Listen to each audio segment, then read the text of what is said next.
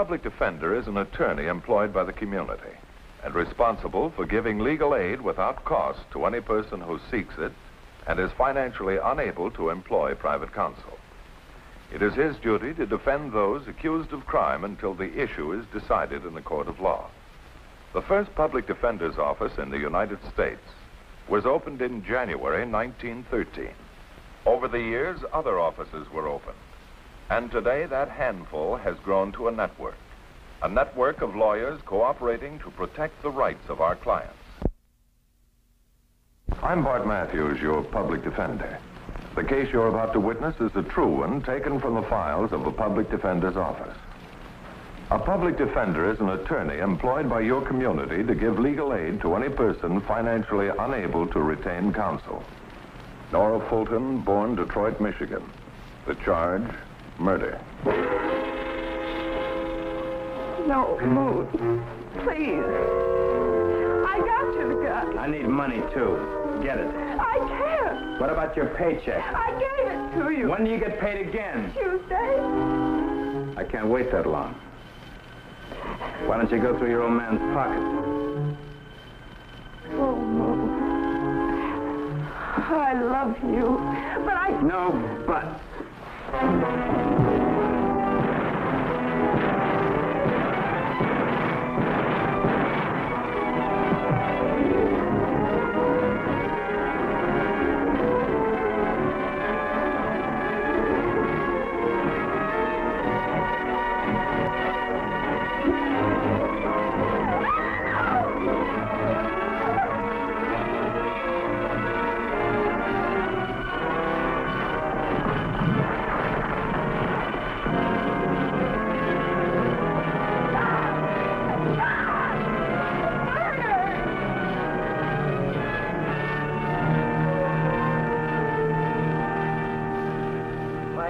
Let me die. I want to be with Moon. Now, that man you saw, what did he look like? They wouldn't let me go to his funeral. Now, the woman across the alley, the one who saw you jump from the window, she says she didn't see any man. There was a man. There was. I saw him. I did. No pills, just die. Why didn't they let me die? Now, Miss Fulton, why did you take one of your father's guns? Moon needed it. Why wouldn't they let me go to his funeral? Now, 3 years ago, you promised the probation office that you would never see Moon Franklin again. If we were married, they would have had to let me go. Not. I'll never see him again. Now, this man you saw, how far did you chase him? To the beach. Onto the pier. I couldn't catch him. And then? I started back. I felt something in my head. It was a gun. I knew how it would look, my coming back with a gun, so I threw it away. Where? Off the pier, into the ocean. But they could have proven that that gun didn't fire the murder bullets. Didn't you know that? I only knew that Moon was dead. And after you got back? The police were there. That woman from across the alley. She said she saw me with the gun. Oh, Moon. Moon. Come back. Come back. Come back. Dr. Elliott, psychiatrist, had examined Nora Fulton after her attempted suicide. She's still very tense, extremely nervous. What was her condition at the time of the shooting? She was under abnormal mental stress, terrible inner conflict, stealing her father's gun, buying the uniform to help the dead man commit a crime. Well, those things violated her ingrained moral standards. Would a young girl like Nora take a gun, jump out of a window, and chase a killer? In her right mind, no, but That night she was hysterical. Well, I'm going over to the court now to file in 1871. How soon can you examine her more fully? Oh, a week or so. But, Bart, you only get part of the answer from her. Trouble like this usually stems from the home. The Fultons lived in Santa Monica, less than a mile from the beach area where Franklin had been killed. I blame myself for Nora's trouble. Why? I was too old. When Nora was 15, I was 58. We never got to be real friends. And what was Nora's relationship with her father? George was a policeman for 40 years. His whole life's been law, rules, discipline. A young girl doesn't understand that a father can be strict and still love her. And where's Mr. Fulton now? Getting dressed for work. He's a night watchman. Oh. Poor man's had a hard time. First he's retired for disability, and then this. They retired him from the police? Why? These last few years, I don't know what happened to him, but it's like he can't control himself. He flies off the handle, like he did the first time he saw Moon Franklin. What happened then? It was just a few years ago. Nora was still half a child, half a woman. She never knew what she was doing or where she was going. When we tried to talk to her, she said we were old-fashioned. And one night, George followed her.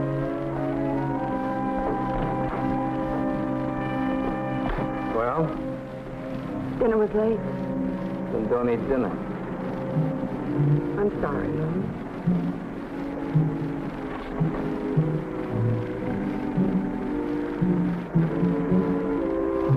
Did you get the money? There was only $10 left in Daddy's pocket. Well, what about your old lady's sugar bowl? It was empty.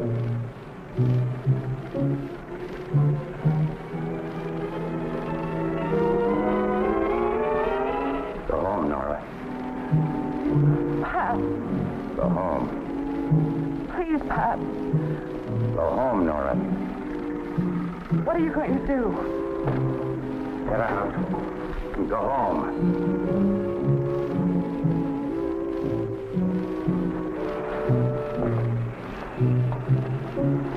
Now, what's your name? That's Nora. Get out. For who? Now, we can start over. What's your name? Moon Frank. You leave Nora alone, do you hear? That's up to Nora. What do you do? Where do you live? Whose car is this? Look, you're Nora's old man, not the DA. You answer me. Hell, thanks for throwing the first punch. Now, whose car is this? It's my brother's. Yeah, well, let me see the registration papers. Come on. He's gone. One way we can find out whose car this is.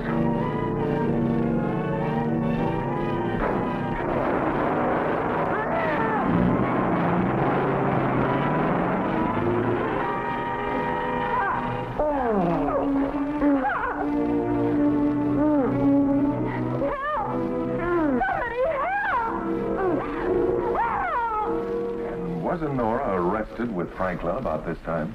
3 nights later. She saw him again so soon. He said he put the car in reverse by accident. She'd have believed him if he said the ocean was dry. Hey, Katie, what did you do with the cleaning George, this is Mr. Matthews, the public defender, Nora's lawyer. How do you do, Mr. Fulton? How do you do, Mr. Matthews? Won't you sit down? Thank you. When did you see our girl? This morning. Help her, will you, please? She's a nice girl. A good girl. Has she remembered any more? About what? What about that night? I thought maybe... Well... George, Nora didn't kill Moon Franklin. You think she did? Well, I don't know what to think. You see, I haven't slept good for a month. I was on homicide for 18 years. That alibi about a mysterious stranger. Don't you think I want to believe her? It isn't only what I feel. It's what I know. About murder? About her story. Now, she says that she chased a man onto a pier, but she can't tell us if he was tall or dark, if he wore a hat. There isn't anything... Well, it was dark. Well, it wasn't too dark for that woman across the alley to see that Nora had a gun in her hand. She's a liar. My own daughter is a liar. I'll tell her. George, please. All right, Katie. We'll get through some way, Katie. We'll work it out. We'll work it out. It's time for me to go.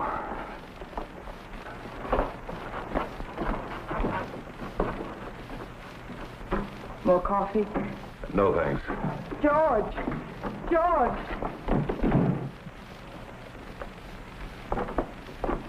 Second time this week. It's eating him up. Oh, if only Moon Franklin hadn't gotten out of prison till after she was married. Nora was going to be married. To a nice young man she met at a church supper. She was so happy. So she got a phone call from him, from Moon Franklin. And who is this other young man? Bill Putnam. He can tell you what Nora was like when that Franklin wasn't making her crazy. Where can I get in touch with him? At the airport. Wait, I'll get you the number.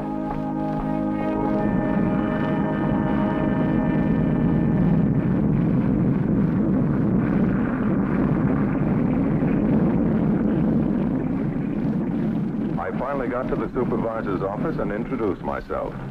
What can we do for you? I'd like to talk to one of your men, Bill Putnam. Bill Putnam. Just a minute, please.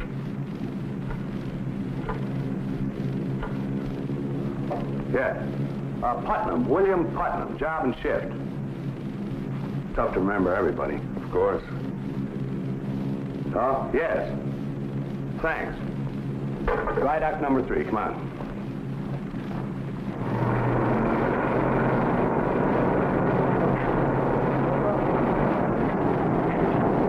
Here's dry dock number 3.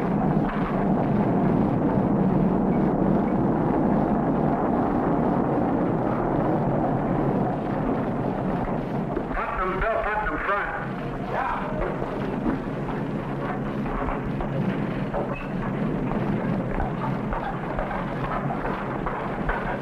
Hi, Bill. It's Mr. Matthews. He wants to talk to you. How do you do, Bill? Why don't you use my office? Thanks. No, look, Mr. Matthews. She didn't kill Moon Franklin. She should have, but she didn't. Did you ever meet him? I didn't want to. Must have been a pretty bad shock finding out that Nora was still in love with him. How could she be in love with a guy who was trying to blackmail her? What? Did she tell you that? Well, I found out. How? That's my business. Please, Bill, tell me how you know about the blackmail. Don't you see, anything you tell me will help Nora. All right. I heard Franklin blackmailing Nora. When? The night he was killed. Wait a minute. If you saw them together that night, then... Go ahead, say it. You were the one. That's right. I was the guy at the window. I informed the police of Putnam's confession and then went to see Nora Fulton at the prison hospital. I feel awfully sorry for Bill. So do I. But thank heavens I was wrong about Pop. What? That night, near Moon's place, I stopped to freshen my lipstick and I thought I saw Pop in the mirror. Following you? When I turned around, there wasn't anybody there. Well, it's all over now. You'll be released as soon as the police notify the district attorney. Thank you, Mr. Matthews. Thank you very much. Pop! Hello, girl. Your office told me you were here. What is it, Pop? Is Mom okay? Yeah. Ever since you told me about Bill, I've been walking the streets. I didn't go to work last night. I've been walking and thinking. I can't let that boy do it. I can't let him throw his life away. Pop. What are you trying to say? Well, it wouldn't be right that way. That boy didn't kill Moon Franklin. He didn't? Well, he couldn't have killed him. Franklin was killed at 7:30. Bill works from noon till 8. I'm glad that's all you had to tell us. But before I went to the police, I checked Bill Putnam's confession. He didn't work the night of the murder.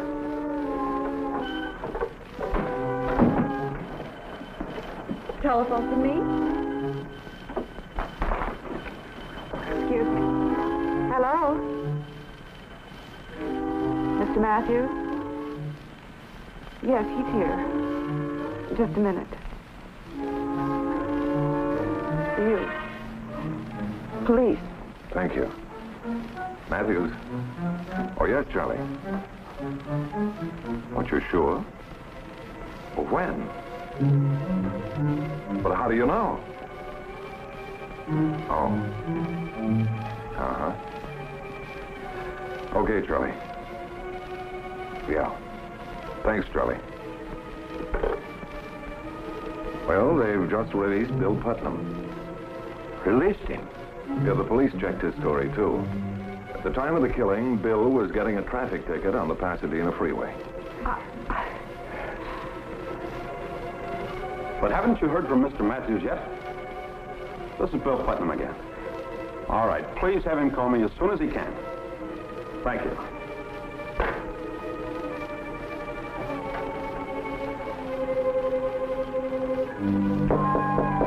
Come in. Oh, I've been calling you since I got home. Where's Mr. Fulton? I don't know. Oh, I've got to talk to him. About what? This whole business. Look, Mr. Matthews, I didn't confess because I want to go to the gas chamber. Why did you confess? Well, so Nora could get out and find out how much her father knew. Now, look, I'm not saying he killed Franklin. I don't know who did. I only know that, well, the night Moon Franklin got killed was my night off. So I found out. About 4 o'clock that afternoon, the doorbell rang. Come in.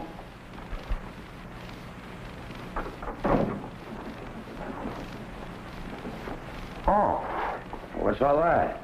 Hey, Mr. Fulton. I was expecting a friend of mine, a guy who was in the Navy with me. He showed me how to make these things. They're not too tough if you got all this junk to start with. Well, you better get all that out of your system before you get married.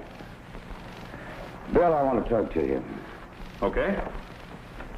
I'm sure that you know how much Kitty and I think of you. And I know how much fun it is for you and Nora to be together. But she's got to get up at 7 o'clock in the morning to get to work, and you've been bringing her home 3 nights in a row now at 4:30. I haven't seen Nora in over 2 weeks. An old friend of hers is back in town, from San Quentin. Moon Franklin. What are you doing about him? Nothing? I thought you said you loved Nora. I do, but... Well, then go get her back. Fight for her. Don't just sit around here and play with kids' toys. This is a jungle, boy.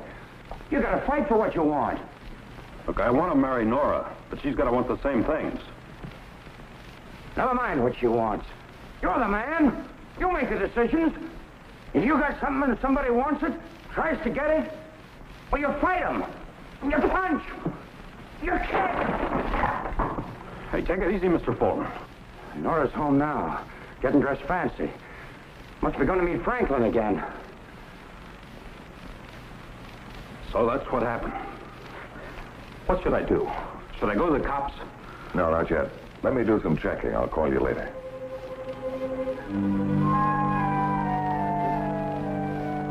You answer with the first word you think of.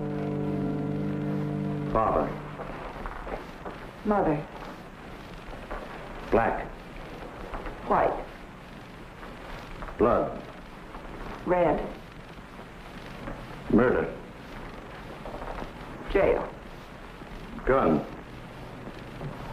Please, Doctor. Do you have to use those words? No, but they may help us. Could we stop now? I have an awful headache. Surely. The matron will take you back downstairs. Thank you. Hello, Nora. Hello, Mr. Matthews. I have an awful headache. I'm going downstairs.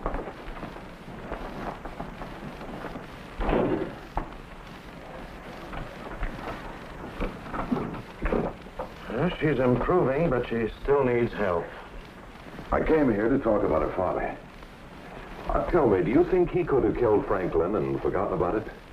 Well, not unless he's suffering from a condition we call epileptic fugue. What's that? A condition where people do forget things, but only things normal to their everyday life. You might forget a day in court. I might forget a patient. Well, Nora's father used to be a policeman. Now he's a night watchman. Oh? You carry a gun? Yes. Then for him, shooting would be normal. Tell me, has he had many other lapses of memory? Well, I did see him forget his gun one day.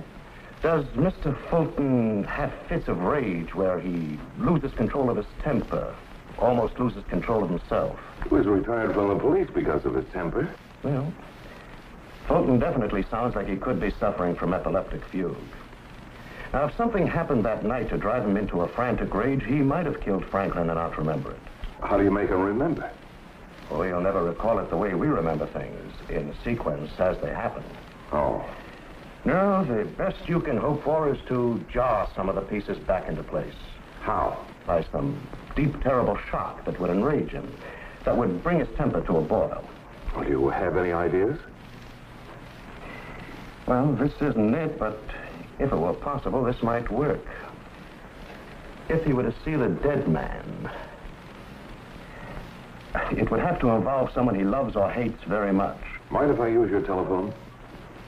Of course not.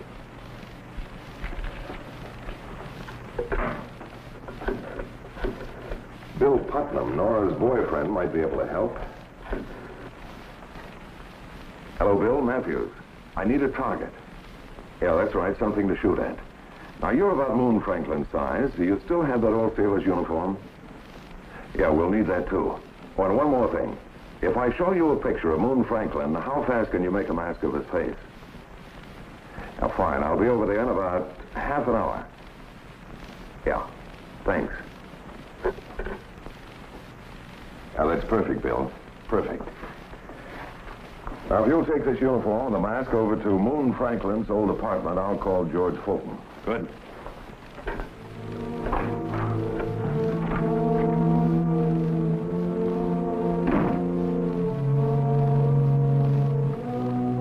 You say you had somebody you want me to meet here? Yeah, that's right. You remember following Nora one night a couple of years ago when she met Franklin in an alley? Yeah, sure. Why? Well, do you remember following her any other time? You ask me a direct question, I'll give you a direct answer. Did you follow Nora to Franklin's place the night of the murder? Are you crazy? Do you want to know if I killed that dirty louse and let my own daughter go to jail for it?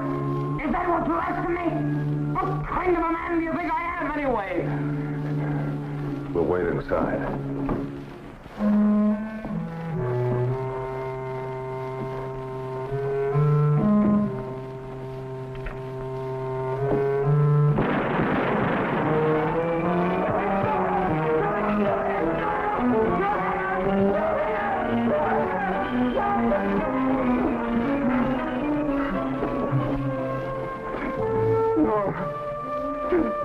Nora, forgive me.